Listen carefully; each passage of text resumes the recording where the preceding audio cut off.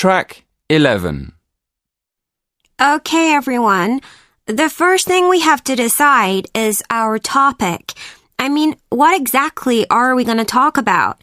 We know the course is art history, and the subject is Italian painting, but that's still too big. We have to choose a particular topic. What do you think, Mandy?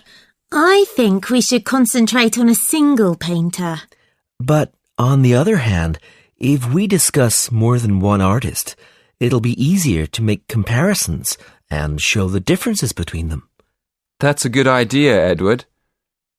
It'll give us more to discuss. Right. So the next thing is to decide which artists to look at. I think we should definitely include Michelangelo. You know, he painted the ceiling of the Sistine Chapel in Rome. He's very famous. And what about Leonardo da Vinci? They were both great painters. What do you think, Beth? They're okay, I suppose. But don't you think everyone else will choose them? How about Botticelli? His painting is very different from the other two. I agree with Beth. Why don't we have Michelangelo and Botticelli? I'm happy with that. Everyone else okay with it? Track 12. Right, guys. Let's have a look at what we're going to put in the slides. The first slide's going to be the introduction, isn't it? So I guess it should have a title. How about Michelangelo and Botticelli? A comparison. Yeah. So we've got the title. Don't you think we should make a list of bullet points for each of the slides in the presentation? Oh yes, definitely. How many slides do we have to do?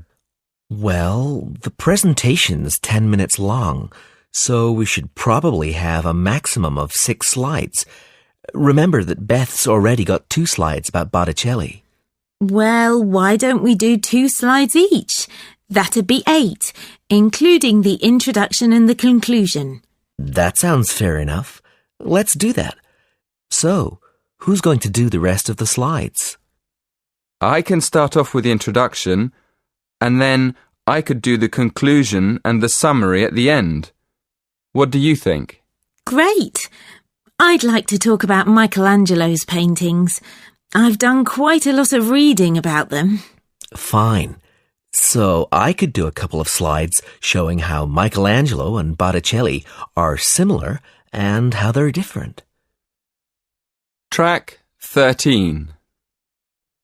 We want the presentation to look as if it's been made by a team, don't we, Edward? I think we should have one design for all the slides. Do you agree? Oh, yes, of course. We don't want a different color for each slide. Shall we design a slide now for the rest of the group to use? Yes, let's do that. Let's have a look. This slide has the program icon on the title box. Shall we keep it there? No, I don't think so. It hasn't got anything to do with the presentation. Let's take that off. Fine. And I think we should keep the blue bullet points. They match the light blue title box. What do you think about putting images in each slide? Oh, absolutely. I think we should put at least one image in each slide. Good. We're agreed then. Let's send this slide to the others, shall we? Track 14. Okay, everyone. I've put all our slides together so we can see if we're happy with the presentation. I think we need to check that we all agree with the order. There's nothing to decide about my slides, the introduction and the conclusion. Obviously, one of my slides goes at the beginning and the other one at the end. Edward's slides, comparing the two artists, will have to go after Beth's and Mandy's. What we need to decide is which artist should go first, Michelangelo or Botticelli. Well, Michelangelo is more famous than Botticelli, isn't he? Everyone's heard of him. Maybe he should go first. What do you think, Beth? I'm not sure that just being famous is a good reason to put him first. Okay, So, isn't it sensible to put the artist who was born earlier first? Who was that? When was Michelangelo born? In 1475. And Botticelli? In 1445. So, let's put Botticelli first and follow with Michelangelo. Track 15. Good morning, everyone. So, you're going to tell me about your presentation. First of all, what's your topic? Did you say you were going to talk about the uses of mobile phones? Not exactly. We're actually going to explain the dangers of using mobile phones. Ah, okay. That sounds interesting. What are you going to discuss exactly? Well, we've planned to divide the presentation into 3 sections. We'll have an introduction explaining why we think it's important to understand the dangers of mobiles. Then, on the second slide, we'll have a list of the different types of danger. And then on the last slide, we're going to suggest ways of staying out of danger when you use a mobile. Yes, we want to start by telling the audience that using a mobile phone can be dangerous, and then go into more detail in the next part. Track 16. So, shall we have a look at your presentation? Did you bring it with you? I've got it here on a memory stick. Can we show you on your computer? Yes, that's fine. Let's have a look. Right. As you say, you're going to add the advantages of using mobile phones to the first slide. Good.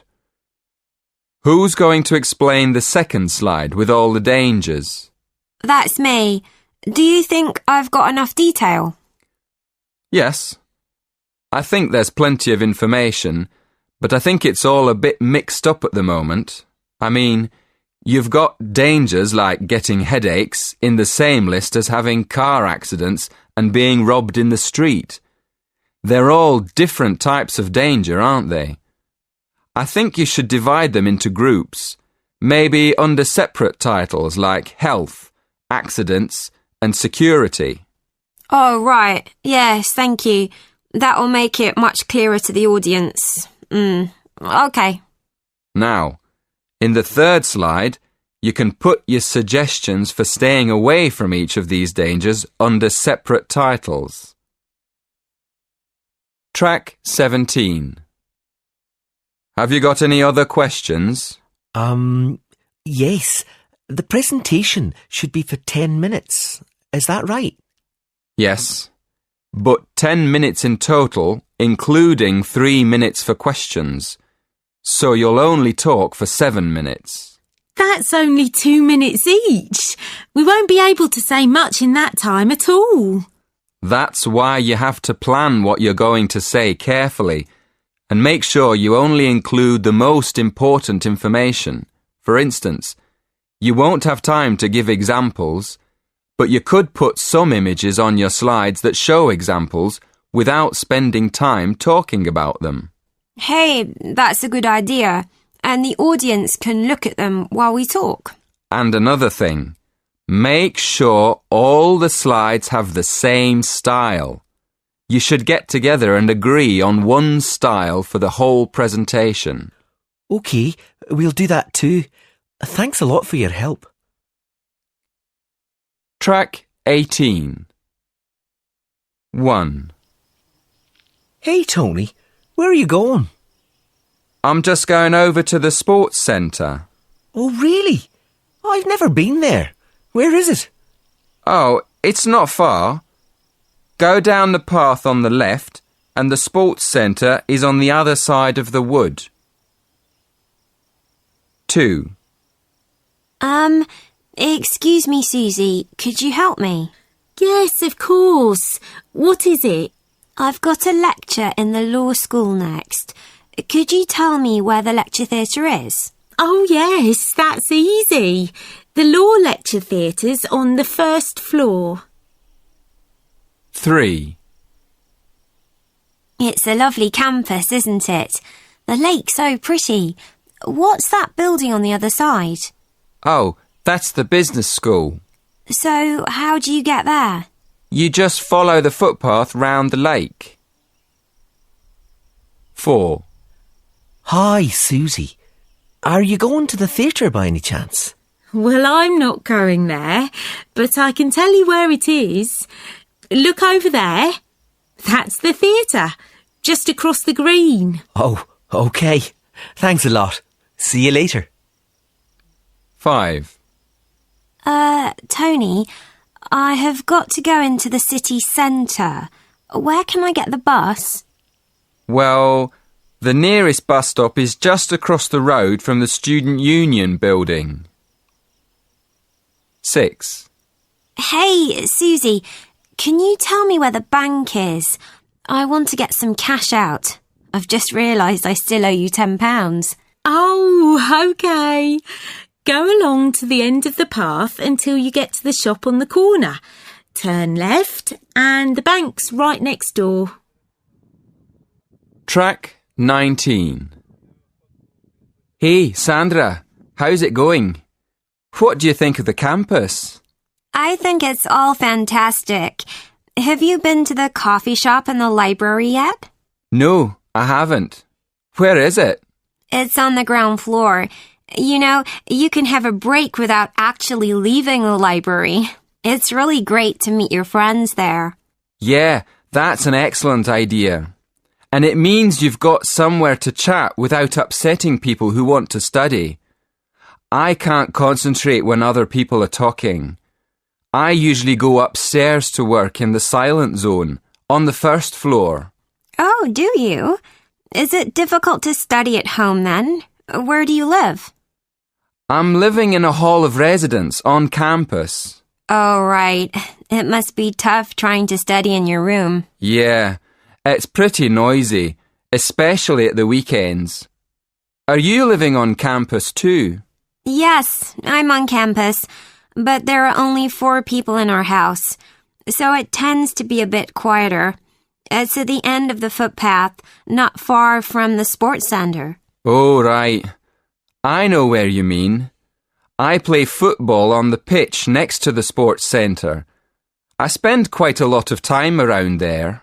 Well, next time you're in that part, let me know. You can come round for coffee. Track 20. Hello, are you new? I haven't seen you around before. Hi, yeah, I just arrived.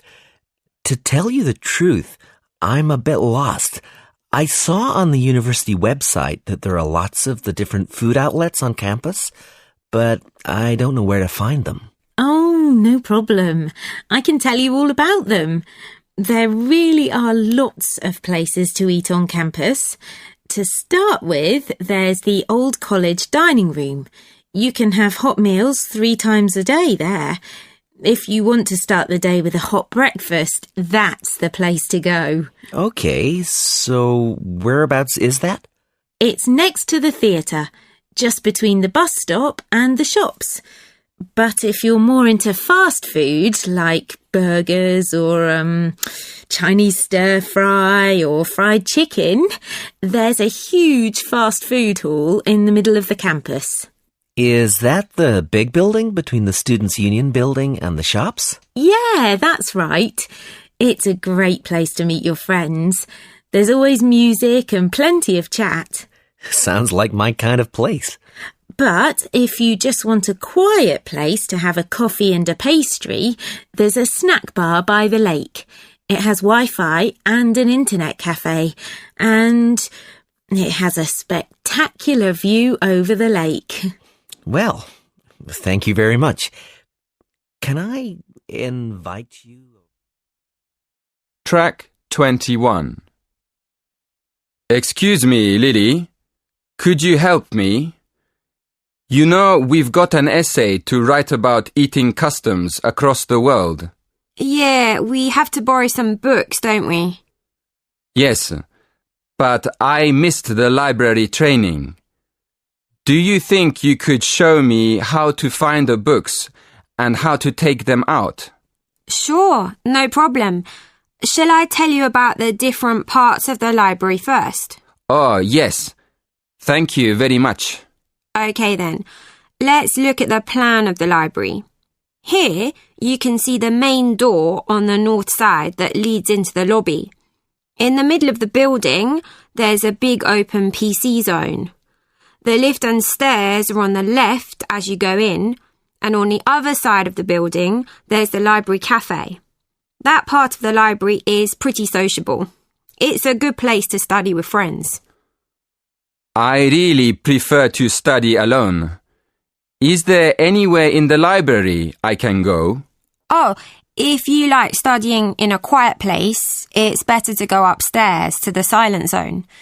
As you come out of the lift or up the stairs, you'll see a section on your right facing north which is closed off.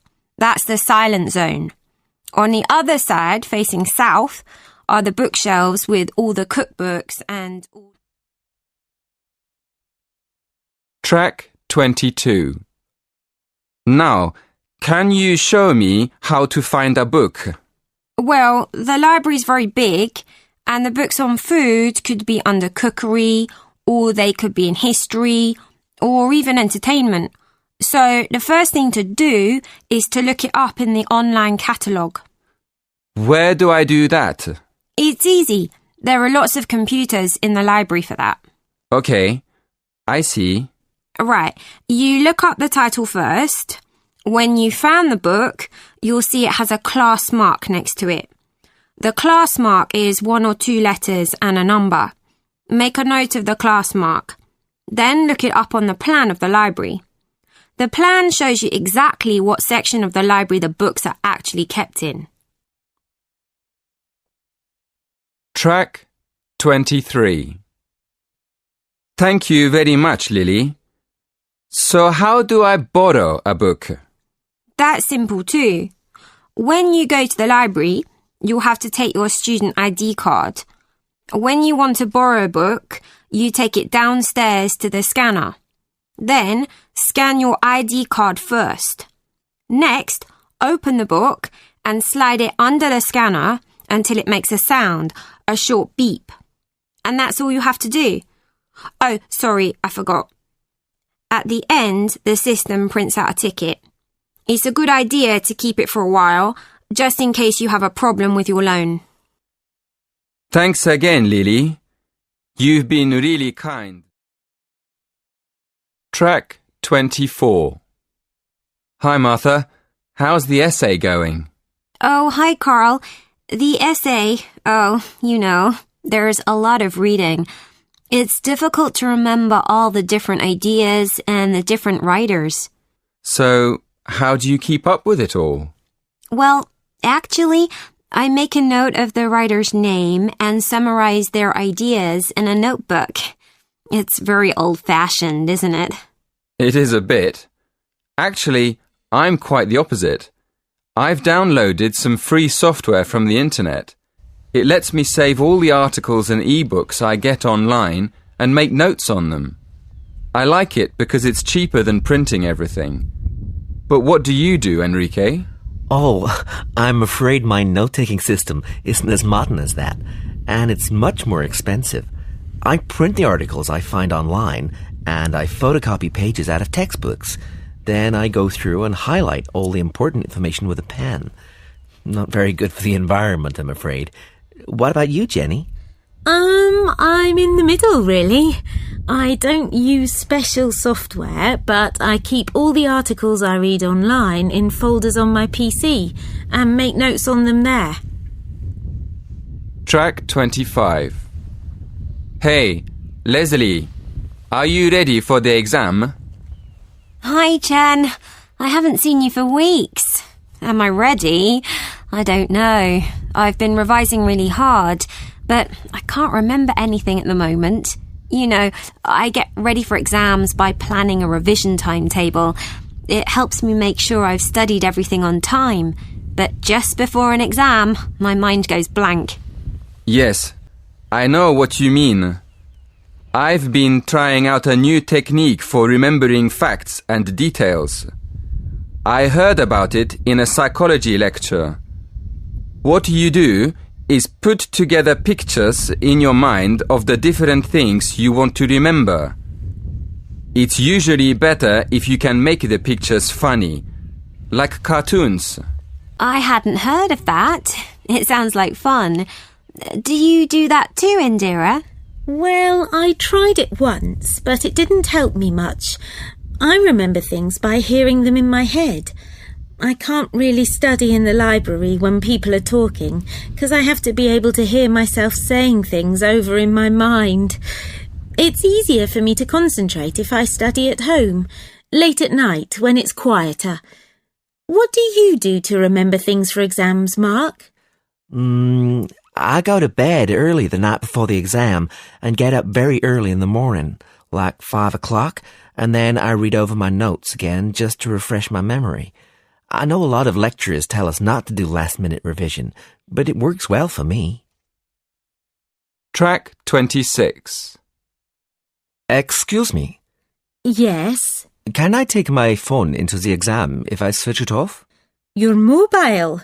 No mobiles are allowed in the exam hall. You can put it in your bag, though. Okay, but then what do I do with my bag? Bags go in the lockers, down the corridor on the left. There are keys in the doors. Just lock the door and take the key with you. Over here. Look, have a look at the poster. When you've put your things away, go to the main door of the exam hall and show the supervisor your student ID card. Oh, okay, I see. So I show my ID card at the door, and then when I get into the exam hall, I need to look for my examination number? Is that the same number as my ID card? Yes, that's right. The same number. So where should I look for it?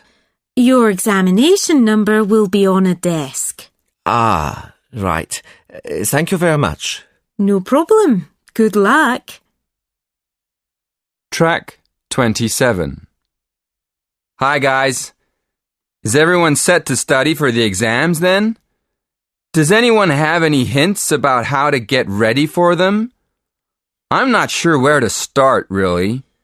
Any ideas, Barbara? Well, Mac, there are lots of things we could do. We could start by looking at old exam papers, or we could go through all the lecture notes for each subject. What do you think? I think it's better to go through this year's lecture notes first. The exam topics might have changed since last year. Do you agree, Jerry? Yeah, I think you're right. The lecture notes will tell us what the main topics of the subject are. Do you think we could ask the tutors what the exam topics might be? I think we could ask, and they might tell us roughly what to look at, but I don't think they'll tell us exactly what the topics will be.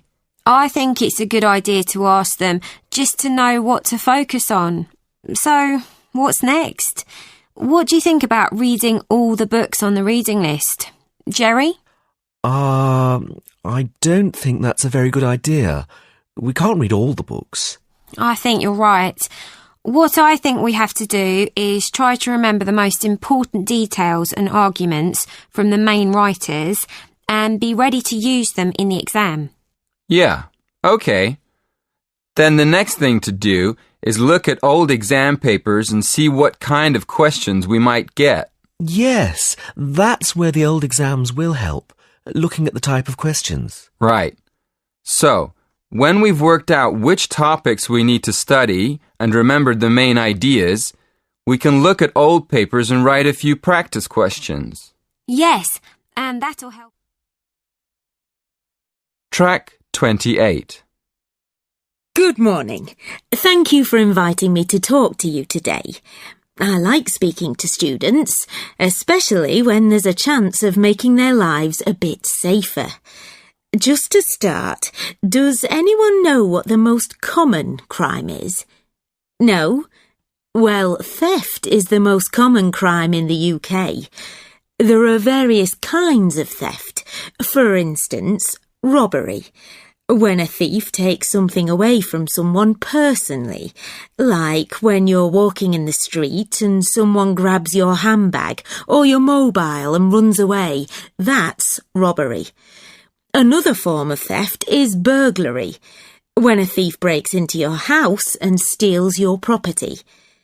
OK, now I'd like to go on to talk about safety on holiday. You probably know that when you're on holiday abroad, you're in much more danger of being robbed. This is because you probably don't know the country very well. For example, you might not realise that you're in a dangerous area. One of the things you can do to protect yourself is to keep your passport and money in the safe in the hotel. You can always go back and get them if you need them. Another thing you can do is take an old mobile with you on holiday.